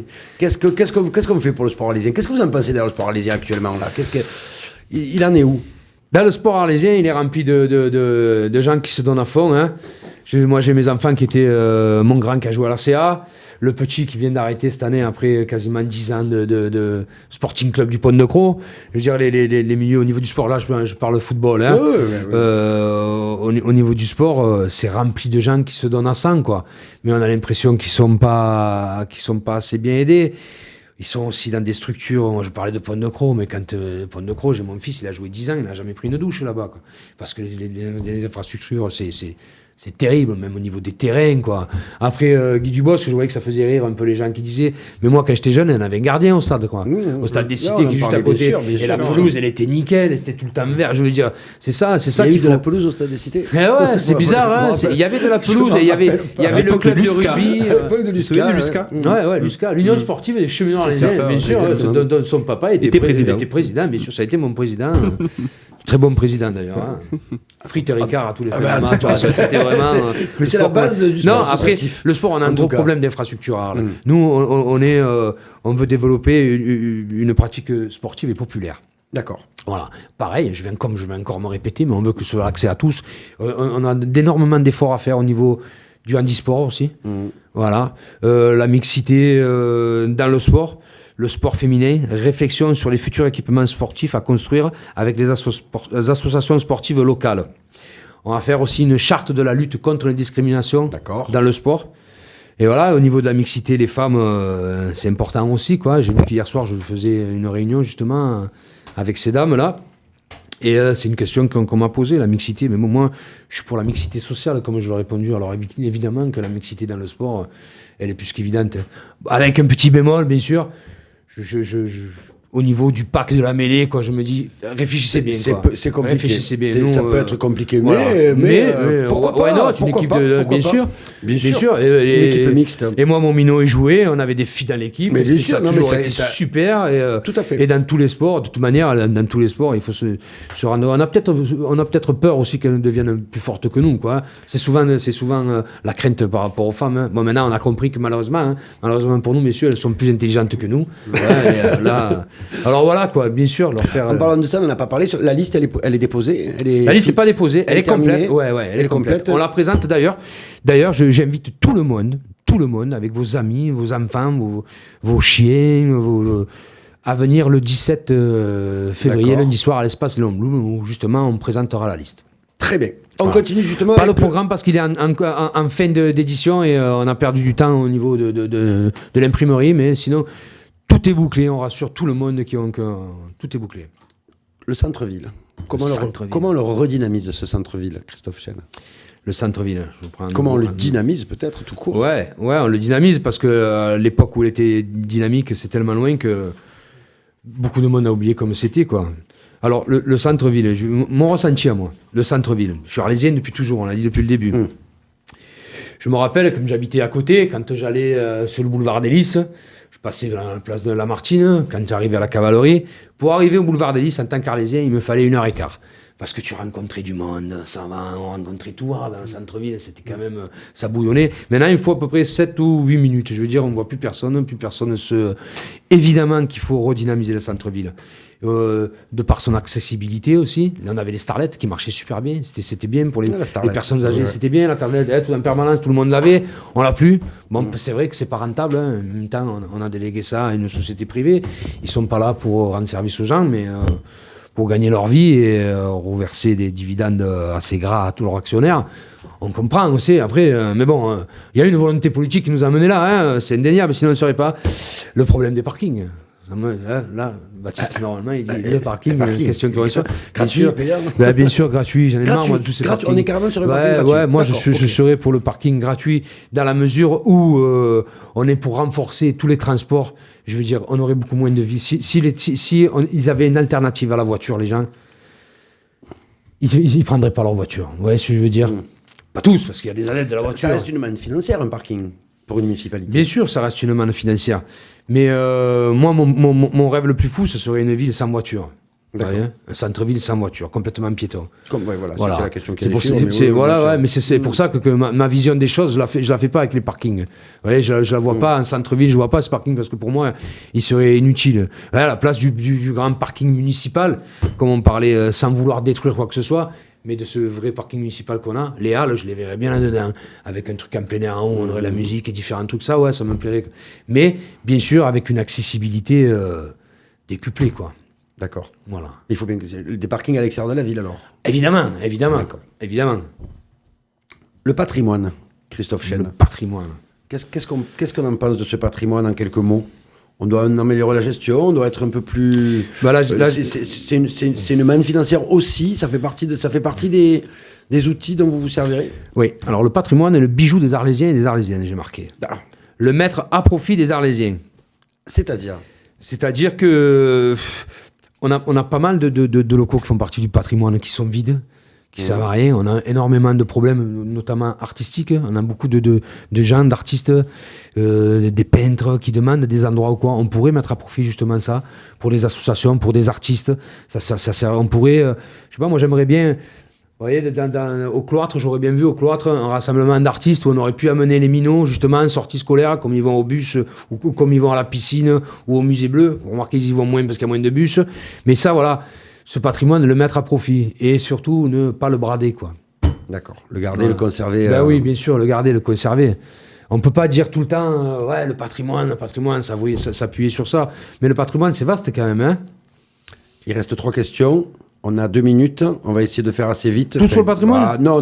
D'accord. On passe ne parle pas des arènes d'Arles? Allez, on peut en parler. C'était pas prévu, mais on peut en parler, allez-y. Voilà, les arènes d'Arles aussi, c'est au niveau du patrimoine, c'est un truc... je veux dire, c'est incroyable, quoi. C'est quand même les Romains qui nous ont laissé ça, quoi. Et j'ai l'impression que par moment, on l'abandonne pas, mais hors feria de Pâques où les endroits ils vont les attirer, quoi. Je veux dire, c'est plus valorisé, quoi. C'est plus le centre d'intérêt. La gestion, vous la verrez comment? La gestion, je verrais une gestion partagée, moi. D'accord. Donc, voilà, je verrais une gestion partagée. Jean-Baptiste, qui est quelqu'un que je connais très bien, que j'apprécie en tant qu'homme, lui laisser la gestion, lui laisser la délégation pour tout ce qui est taurin, corrida, feria, oui, mais après le reste de l'année, on peut plus quand on voit ce qui se passe à Nîmes, quoi, je veux dire. Dans les arènes sont mis en valeur, puis là, redynamiser le centre-ville, est-ce que ça passerait pas par là non plus? Ouais, je veux dire, tout l'été, avoir des concerts, des machins qui attiraient ça, ouais, quoi. C'est ça que je voudrais, moi. Redynamiser la ville, ça passe par là. Quand je travaillais, j'étais barman sur la place Voltaire il y a 26 ou 25 ou 26 ans. On avait encore des concerts dans les arènes. J'ai vu Johnny Hallyday, on a vu Santana, La Mano Negra, Cabrel, tout, Bruel. On a vu énormément Johnny. Johnny, ouais, aussi. Et ben, il y avait un monde de fou, ça marchait, c'était du tonnerre. Tous les commerces étaient pleins. La place Voltaire, ça pullulait. C'était la feria, quoi. Hein. C'était la feria. Et pourquoi pas faire la feria pendant 3-4 mois, eh ben, toutes les semaines avoir ça, quoi. Mais, attention, on en revient aussi de l'accessibilité à tous, quoi. Parce que si c'est pour aller voir un artiste à 90 € la place, je veux dire... C'est souvent à Nîmes, c'est un petit peu le cas. C'est carrément le cas. Voilà, c'est on est carrément d'accord, le cas, parce que bien souvent, sûr. beaucoup de gens nous reprochent de ne pas avoir de concert. Mais après, comme il ne faut pas croire que la musique aussi, elle est ciblée uniquement sur des gens comme ça qui sont prêts. On peut faire des trucs. Après, tout le temps, on dit qu'on a la plus grande commune de France. Alors, on a Mastibert, Salène Giraud, Raphaël, tous nos quartiers. On ne peut pas faire des intervilles, vous savez, interquartiers, comme intervilles dans les trucs. C'est des machins pareils. On retrouverait toutes les pollutions dans tous les quartiers qui seraient dans la mairie. C'est un truc pareil, voilà, toujours dans l'optique du bien-être de tous. On passe aux 2 derniers thèmes, aux 3 derniers thèmes. La ville du futur, on en a un peu parlé, mais dans 30 ans, vous la voyez comment, rapidement, quelques mots? Pour moi, la ville du futur, j'ai dit la ville du futur, pour moi, elle commence le 23 mars au matin. D'accord. Voilà. La ville du futur, c'est quand on mettra en application tout ce que je suis en train de vous dire, quoi. Très bien. Voilà. Et après, tout verra. La ville du futur, bien sûr, je la vois comme je vous ai dit. Je la vois sans voiture, avec des transports partout. Je vois une ville où il fait bon vivre, solidaire, portée sur l'écologie, démocratique, mais dans le vrai sens du terme. Voilà. La sécurité. Voilà, sécurité. Quelle mission pour la PM? Alors la police municipale, mais quand on parle de sécurité, évidemment... l'outil municipal, il est là, mais il n'y a peut-être pas que ça. Rapidement aussi, allez, il reste pas non. Ludovic, ça va, on est bien ou... Oui, bien sûr qu'on est bien, Baptiste. Ouais, en on a ce qu'il faut. Il y a ce qu'il faut, on peut encore... Oui, rester 2-3. Est-ce qu'on peut prendre encore 3 minutes? Ah, bien sûr, vous pouvez. Tu fais ce que tu veux, Baptiste Guéry. C'est gentil. Et Christophe Chen, pareil. Je ne suis que votre soldat. Non, merci. Bien sûr qu'il faut renforcer les effectifs de la police municipale. D'accord. Mais lui redonner des vraies prérogatives. Voilà, quelle mission? Les prérogatives qu'on attend de la police municipale. De la surveillance. Je vous ai dit, rouvrir les quartiers, recréer du lien social, parler avec la population. Je veux dire, après, on a énormément de choses, de choses à faire. Privilégier la présence humaine plutôt que la vidéosurveillance coûteuse, liberticide et démagogue. On arrête la vidéosurveillance? Ce qui est déjà en place, on s'en sert. Ce qui est déjà en place, on s'en sert. Mais non, ça marche pas. Il y a un écran comme ton écran pour je sais plus combien de trucs là. Après, moi, la vidéosurveillance, je suis pas pour, mais c'est qui est là. Je veux dire, ça a coûté de l'argent. On tente de s'en servir, quoi. Voilà. Expérimentation avec la police nationale aussi. Il faut travailler avec eux. Dans chaque quartier, la violence faite aux femmes aussi, mais tout ça, c'est englobé. La violence faite aux femmes, j'avais mis là, parce que d'ailleurs, je voulais revenir un peu sur ma soirée de hier soir. Pas revenir, mais rassurer toutes les dames que j'ai vues. C'est un sujet primordial, ça aussi, la violence faite aux femmes, mais pas que faite aux femmes, la violence en général. Et vous savez, quand on parle de sécurité, moi, je vous parle beaucoup de transport, de redonner de l'accessibilité au bien commun aux gens. Dans des villes qui ont fait le transport gratuit, au niveau des incivilités, hein. Ouais, ça marche. On a eu une baisse, par exemple, sur Aubagne, sur Dunkerque, de plus de 70% des incivilités. Je veux dire que quand on redonne les moyens aux gens, quand on leur donne vraiment des trucs qui vont vraiment dans le sens de leur attente, tout va mieux. Tout va mieux. Je ne veux pas dire que tout est rose dans les quartiers. Bien sûr, dans les quartiers, il faut y aller. Dans certains quartiers, il y a des minots. Ils voient ce qu'ils sont à la télé. Ils sont victimes de ce qu'ils voient. Quand leur but dans la vie, c'est d'avoir des bagouzes en or, une grosse machine, une belle caisse, une gonzesse un peu sexy, et si possible, avoir un peu de thunes en vendant de la drogue. Je veux dire, c'est pas ça. C'est tout ça qu'il faut combattre et tout. Au niveau après de la sécurité, la police municipale, moi je la vois surtout. La police municipale, elle est municipale. Hein. On a la police nationale pour tout ce qui est la police nationale, gendarmerie. Elle est non armée? Bien évidemment, non armée. Ouais. Non, évidemment non armée. Après, j'entends dire, ouais, mais bon, s'il y a un problème, ils téléphoneront, la police nationale viendra, quoi. On n'est pas obligé de... Voilà, mais après, au niveau de la propreté, elle aura son rôle à jouer. Justement, on enchaîne sur le dernier thème, propreté, santé. Propreté, santé. Donc, la police municipale a un rôle à jouer dans la propreté? Carrément. Prévention, d'éducation. Et si malheureusement, problème arlésien, relancer le service de nettoiement, revenir... éduquer, former les citoyens, et évidemment, si après il faut les sanctionner, quoi, parce qu'on ne peut pas... Ouais. Mais évidemment, à cause des dépôts d'ordures qu'on voit de partout, on avait quand même sur Arles une équipe dédiée à ça, quand même, hein, qui était justement pour tous ceux qui étaient... Vous savez, si vous avez votre œil qui n'est pas taillé, qui dépasse dans la rue, on venait vous le dire, vous avertir, il faut faire ça. Quand vous avez ça s'appelait la section de nettoiement ou de propreté, exactement. Ils étaient 3. Ils se sont retrouvés tout seuls, il n'y a plus des gars maintenant, quoi.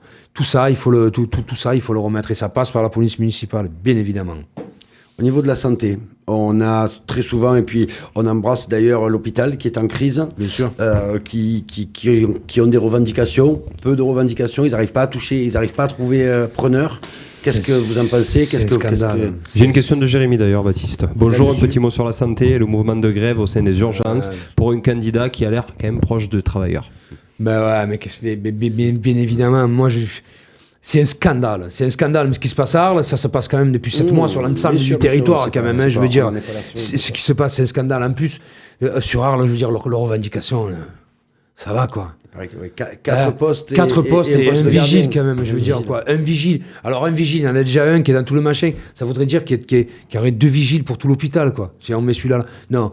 Au niveau de la santé, il faut les aider. Il faut les aider, les soutenir dans leur combat. Et vous savez, le maire de la ville d'Arles, quand même, c'est le premier administrateur de l'hôpital, quand même. Je veux dire, il a son mot à dire. Moi, ce qui me choque au niveau de l'hôpital. Vous pensez qu'Hervé Scavetti n'est pas assez présent pour soutenir ce mouvement-là? Mais non, après, ni lui ni les autres, quoi. D'accord. À un moment donné, la situation qu'on est là, il faut bien se dire quand même que la situation qu'elle est là, d'un côté, on a les candidats s'ils l'ont pas cautionné, ils ont quand même fermé les yeux, parce que c'est bien beau d'aller se mettre sur un clip et de dire je vous soutiens, quoi. À un moment donné, moi je me suis battu avec les amis du NPA aussi. On a été pour le SMUR blanc. Le SMUR blanc, c'était quand même un service qui était, je veux dire, même si ça aurait pu sauver qu'une seule vie, quoi. On n'avait pas le droit de passer à côté de ça. On a fait des négociations, on a vu avec ce gentil directeur de l'hôpital, et à un moment donné, puis à la fin des négociations, quand ça s'est fini, bon ben ça va, on part tous de notre côté, on part les bras dessus bras dessous avec le directeur de l'hôpital, ça va, on s'enferme dans un bureau, c'est pas moi, hein, je parle pas de moi là. Oui, On ressort, et puis il n'y a rien qu'à changer, le SMUR blanc il a pété, et tout à ce niveau-là, ça fait des années, des années qu'on est tous arlésiens. Qu'est-ce qu'on entend de l'hôpital d'Arles? Tous les arlésiens, les mecs ils vont à Nîmes, ils vont de partout, ils vont à Avignon, on entend c'est pourri, et on a eu une volonté de laisser se dégrader ça quand même. On aurait pu agir à un moment donné, même de pointer et de leur apporter ne serait-ce qu'un soutien moral, et leur dire oui, on comprend vos problèmes, on est là, on est avec vous, mais pas là en période électorale. C'est pas maintenant qu'on doit se faire. Vous savez, nous, au niveau de la France Insoumise, on se bat pour la santé, c'est primordial. On ne peut pas laisser faire ça. Et bizarrement, dans cette ville, on a laissé un service se fermer à un étage, puis un autre service se fermer à un autre étage, puis un autre service. Finalement, on s'aperçoit que tu as 3 étages qui sont vides, quoi. Et là, on apprend qu'il va y avoir une future fusion. Il y a une fusion avec avec la clinique la clinique Jeanne d'Arc et Paoli aussi, qui vont intégrer tout ça. Voilà. Et Paoli, ouais. Voilà. Paoli Donc, qui est fermé déjà. Paoli qui est fermé, qui va intégrer. Et alors que Paoli, quand même, je veux dire, au niveau de la cardio, c'est un truc qui est vraiment reconnu dans toute la région, quoi. C'est bien. Mais là, on fait rentrer le loup dans la bergerie, quoi. On prend des cliniques privées qui vont venir. Voilà. Et qu'est-ce qu'on va faire? Parce que la volonté gouvernementale et la volonté de ce pays, c'est la médecine à l'acte, quoi. Alors qu'est-ce qu'on va demander aux gens de plus être des médecins? Aux soignants, ils n'ont pas les moyens. Ils ne sont pas écoutés. Il faut dire que syndicalement, alors je parle de l'hôpital d'Arles, syndicalement, il n'y a plus aucune cohésion. Moi, je suis allé manifester, on a fait des manifestations pour le SMUR blanc, on rentrait, on rencontre quelqu'un, ça va, toi, qu'est-ce que vous faites là? Mais on vient pour le SMUR blanc, qu'est-ce qu'il y a? Quelqu'un de l'hôpital? Ah oui, ils sont en grève. Ah ben ouais, tu sais quoi? Eh ben nous, au 8e aussi, on est en grève. Il y avait deux et personne ne savait, quoi. C'est ça que je veux dire, il n'y a plus de cohésion. Mais bien sûr, c'est une... Non, le milieu hospitalier, ça doit être... Pardon. Il nous reste 6 minutes. Ouais. On va passer Excusez-moi. directement, mais c'est pas grave, on laisse la parole, même nous. On va passer directement aux questions de Ludovic Gazan, qui était sur le live Facebook, Ludovic. Et on rappelle que je ne vais pas chanter la question, je ne vais pas chanter la chanson de Christophe Chen. Hein. Je vais on enchaîne sur les questions. Oui, mais très bien. Alors on y va. Ludovic, première question. Allez, du live Facebook. Première question de Fred, qui à mon avis a eu une bonne idée. Christophe Chen, je pense que vous allez corroborer. Pourquoi pas une idée de bourse associative contre service rendu à la municipalité ou un bénévolat pour l'accès gratuit des jeunes aux assos qui sont malheureusement coûteuses? Bien sûr. Ça peut être une bonne idée. Oui, Ouais. c'est une bonne idée, bien sûr. Tout ce qui va dans le bon sens, dans l'intérêt général et dans les biens communs, ça peut être que des bonnes idées. Je vous la répète, si vous avez plein de questions comme ça, je vais vous répondre tous pareil. on va rattraper les minutes perdues. Ouais, mais bien sûr. C'est qui, Frédéric ? Ouais. Merci Frédéric, rien que d'avoir de l'initiative de poser cette question, ça veut dire que c'est quelqu'un qui... C'est bien, merci Frédéric. On t'attend, rejoins-nous, on va en discuter. Voilà, Frédéric, le message est passé. On a une question. Alors, il y a quelque chose qui est tombé aujourd'hui. J'avais envie d'en parler.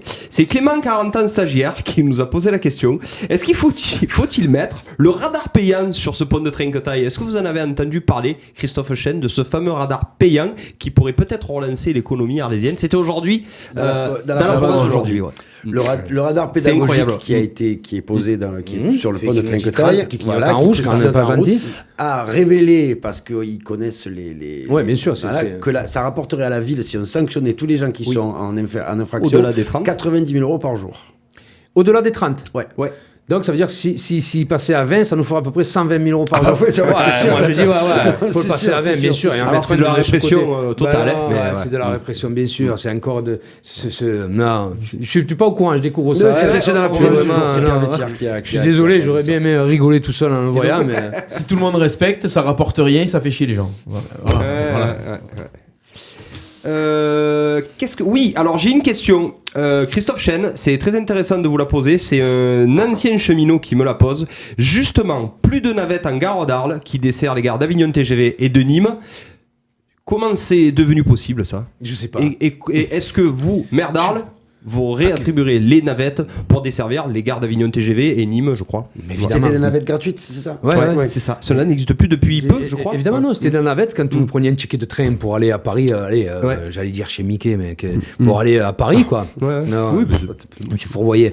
Eh ben, vous preniez votre ticket, Arles-Paris, vous preniez le bus qui était à 6h40, je crois, ou peut-être un peu plus tôt, qui vous amenait en gare de TGV. Bon, des fois, il fallait attendre une demi-heure en gare pour prendre son TGV, mais... Voilà, mais ça, ça, je vais vous expliquer, comment on a pu en arriver là. Il faudrait demander à Macron. Malheureusement, je suis obligé de dire, je veux dire, on parle du local, mais c'est une volonté. On va privatiser la SNCF. Je veux dire, toutes les petites lignes qui sont pas rentables pour pouvoir privatiser, pouvoir vendre la SNCF, on les a supprimées. Ça va dans tout. Et ça commence par là, évidemment. Ils la supprimeront. Et sur pareil, on affaiblit un service public, on affaiblit un endroit, on affaiblit l'hôpital. On dit à l'hôpital, vous avez vu, ça marche pas, ils n'arrivent pas, on n'est pas bien soigné. Et puis, rap. On en profite pour rentrer le privé. Ah voilà, et c'est ce qu'on va faire là. Comment on en a pu arriver là ? Ben moi je dis, j'en ai pleuré des nuits, hein, parce que en 2017, quoi, nous on était l'alternative à ça, quoi. Hein. C'est un choix de la population. Hein, on est arrivé là par des choix politiques et après se défendre et se battre pour ça. Évidemment que nous on fera que ça, quoi. Moi je suis fils de cheminot, je vous en ai parlé. C'est un truc qui me revient, quoi. Si vous êtes élu, maire, vous rencontrerez Emmanuel Macron? Ça peut se faire, hein, s'il vient pour les rencontres photos, il vient pour... Après, bien sûr, après, très Vous bien. lui poseriez des questions, vous seriez... Si je lui poserais mes questions, mais je connais déjà ses réponses, je veux dire, je le rencontrerai parce qu'il faut être... Je rencontrerai, bien sûr. Ouais. Non, je lui poserai pas de questions. D'accord. Non, je ne poserai pas de questions comme tous ces... Non. Comment vous voulez poser des questions à un homme comme ça, là, on sort du câble.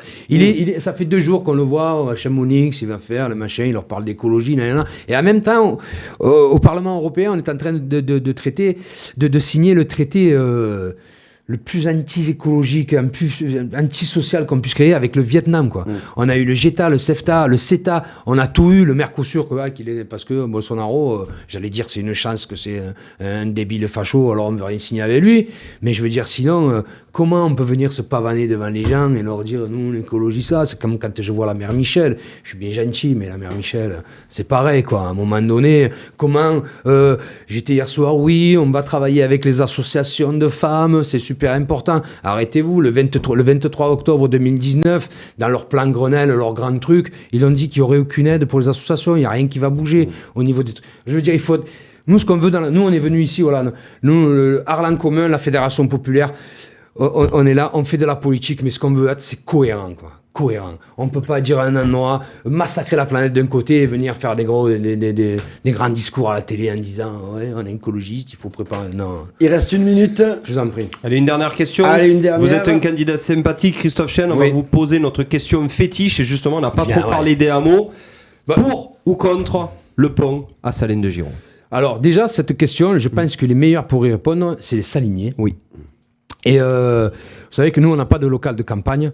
On a Marnum, c'est notre local de campagne. On ne dit pas aux gens de venir dans notre local de campagne, c'est notre local de campagne qui va vers les gens. Et on était à Salines-de-Giron. Les gens là-bas, ils sont à deux doigts de l'insurrection. C'est la révolte permanente. Les mêmes. Après, on les comprend. C'est les oubliés. Hein. C'est les oubliés. On leur a fait tous des grosses pistes cyclables alors qu'il n'y a pas de vélo là-bas. Et au niveau du pont... Non, mais c'est vrai. Au niveau du pont... excusez-moi. Au niveau du pont, c'est vivant, c'est bien. C'est les gens de Salines-de-Giron qui choisiront. Nous, vous savez, on est pour un référendum citoyen sur tous les projets qui seront futurs à venir. Il y aura une concertation citoyenne. Tous les projets passeront par là. Et après, le bac, il est vieux, il est vieillissant, ça coûte 5 millions d'euros par an. Mais qu'est-ce qu'on veut faire? On veut mettre 18 personnes, les sortir de là. Il y a 18 personnes je veux dire. Il y a des familles qui sont là-dedans. Et après, il y a des petits commerces à l'intérieur de Salins. Dites-vous, mais quand il y aura un pont, qu'est-ce qu'ils vont faire, les gens de Salins? Ils vont continuer à aller à la petite supérette faire... Non, ça va tuer ça va tuer. Hein. Ceux qui restent à tuer à Salins, on va le tuer avec ça. Au niveau écologique, environnemental, même pas on en parle, quoi, parce que là, ils disent non, c'est interdit, on l'interdira, on la connaît l'histoire, comme la route des Saintes, elle est interdite au camion, on en boit, hein. Voilà, quoi. Mais, c'est les citoyens qui trancheront. Voilà, moi, c'est pas Chêne Christophe, je vais arriver là, je vais lui dire, je vais vous faire ça, je vais vous faire ça. Non. On va peser le pour, le contre, et c'est eux à la fin. Moi, on veut redonner le pouvoir d'agir aux citoyens. Ça passe par là. Christophe Chêne, c'est 20h30. C'est le moment d'arrêter. Non, mais je voulais dire pourquoi on était venu là, quand même, faire un bisou à tout le monde. Allez, le mot de la fin pour Christophe Chêne. Le mot de la fin, mais non, mais après, on n'a pas parlé de démocratie, vraiment, de gouvernance, tout ça, parce qu'on a quand même là-dessus, on ne vient pas là pour rien. Nous, on vous dit que votez pour nous, votez pour Arles en commun. Si on n'applique pas et qu'on ne suit pas nos engagements à mi-mandat, vous pourrez nous révoquer. Voilà, on mettra en place tous les outils, mais on mettra réellement en place tous les outils. On est pour la transparence des élus, qui rendent des comptes. On n'est pas pour le cumul des mandats. On ne peut pas être vice-président de l'agglomération, à la mairie, élu au département, à la région, dans la machine d'un bailleur social ou quoi. Non, c'est fini. Quand on a une prérogative, si on veut être maire d'Arles, on s'occupe des Arlésiens, on n'a qu'un seul mandat et on s'occupe de ça. Et tous ces outils-là, voilà, j'ai pas eu le temps de les développer, j'aurais vraiment voulu appuyer là-dessus. Je donne rendez-vous à tout le monde sur notre page Facebook, prenez contact avec nous. Parfait. Voilà. Pensez bien à écouter les autres menteurs qui sont passés avant nous et qui repasseront après. Et je veux dire juste un petit mot aux électeurs juste un petit mot, le dernier mot, c'est à tous les électeurs du Front National. On connaît bien de gens qui sont perdus, qui se sont détournés de la politique, qui vont aller voter eux par dépit ou quoi. Mais voter Front National, c'est faire le jeu de ce système. Et que vous soyez fâchés, tout le monde le comprend, mais surtout ne soyez pas fachos. On vous attend, venez, on va en discuter. Merci. Prenez votre destin entre vos mains. Christophe Chêne, merci pour votre franchise et merci à vous merci de nous à avoir vous suivis très très très nombreux sur ce live encore une fois aujourd'hui. Allez rapidement, si vous êtes au second tour, vous viendrez ici pour le débat. Sûrement, je viendrai avec tous mes amis, on sera 250. Il faudra qu'on pousse les murs, Steph, si. Pas de problème. On fera ça en extérieur, mais bien sûr. Sera là, on est un petit peu dépassé, c'était sympathique et très peu sympathique et dynamique. Merci beaucoup. Nous on se retrouve lundi. Ah oui, on va finir la chanson, mais attendez 2 secondes. On se retrouve lundi avec Nicolas Koukas et mardi avec David Grisbe. Ce seront les 2 derniers candidats à passer au micro de Radio RPA. En attendant, continuez à poser vos questions, continuez à réagir, à partager les lives. Ça tourne, RPA fait le travail et que vous nous avez demandé. On vous donne la parole, on donne la parole aux candidats. On va se finir en musique, Stéphane, avec... On va se finir. Bah oui, motivé, le chant des partisans. Chanson choisie par Christophe Chêne. Arles en commun, merci beaucoup. On se retrouve lundi. Passez un bon week-end à tous. Bonne fin de semaine. Merci à tous. Merci. Au revoir. Merci, bonsoir. Élection municipale 2020 sur Radio RPA. Spécialement dédicacé à tous ceux qui sont motivés. Spécialement dédicacé à tous ceux qui ont résisté par le passé. Ami, entends-tu le vol noir des corbeaux sur nos plaines? Ami, entends-tu les cris sourds du pays qu'on enchaîne?